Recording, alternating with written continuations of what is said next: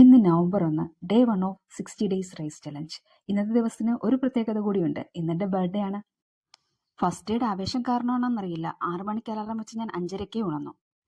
എന്നിട്ടൊരു ബുള്ളറ്റ് കോഫിയും കുടിച്ച് സൂര്യനമസ്കാരവും ചെയ്ത് ഫ്രഷ് ആയി വന്നു.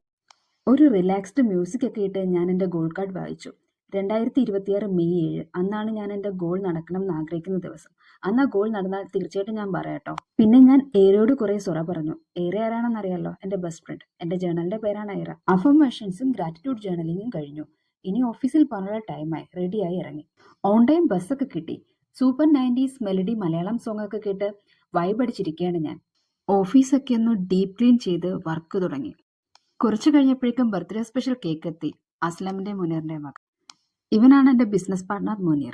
ബിസിനസിന്റെ ഭാവിയെ പറ്റി എന്തോ കാര്യമായിട്ട് ചിന്തിക്കുകയാണെന്ന ഭാവേന കേക്ക് തിന്ന് മത്തടിച്ചുറങ്ങാണ് അവൻ. അസ്ലം വളരെ കഷ്ടപ്പെട്ട് വീഡിയോയ്ക്ക് പോസ് ചെയ്യുന്നു. ജയചേച്ചിയുടെയും ബിനുചേട്ടന്റെയും ബർത്ത്ഡേ ഗിഫ്റ്റ്. ഇപ്പൊ നേരത്തെ സന്ധ്യ ആവുന്നതുകൊണ്ട് വീടെത്തിയപ്പോഴേക്കും കുറച്ചിരുട്ടി.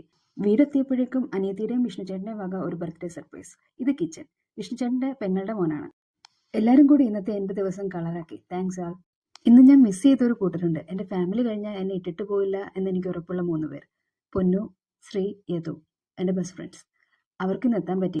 ഇത് ഇക്രു, എൻ്റെ അനിയത്തി. ആഘോഷങ്ങളൊക്കെ കഴിഞ്ഞ് ലേറ്റായെങ്കിലും ചലഞ്ചിന്റെ ഫസ്റ്റ് ഡേ തന്നെ ഉളപ്പൊന്നും ശരിയല്ലല്ലോ. അതുകൊണ്ട് റിഫ്ലക്ഷൻ ജേർണലിംഗ് ചെയ്തു, ബുക്ക് വായിച്ചു. ഇനി ഈ വീഡിയോ എഡിറ്റ് ചെയ്ത് അപ്ലോഡ് ചെയ്തിട്ട് ഉറങ്ങാം.